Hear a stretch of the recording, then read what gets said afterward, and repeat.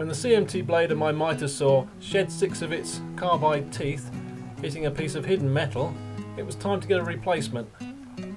Having been happy with the performance of a Trend Craft Pro blade in my circular saw, I thought I'd give one of their Mitre saw blades a chance to prove itself. Blade performance really isn't going to improve with age, so I just carried out a couple of dozen cuts in various woods and sizes.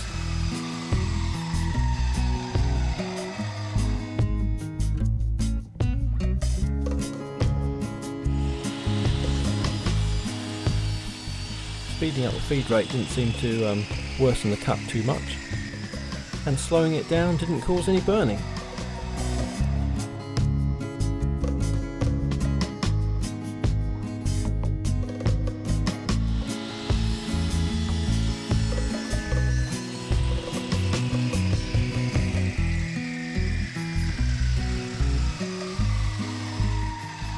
The quality of cut I was getting from the CMT blade didn't seem to diminish with age, and it'll be interesting to see how the Trend Craft Pro does over time.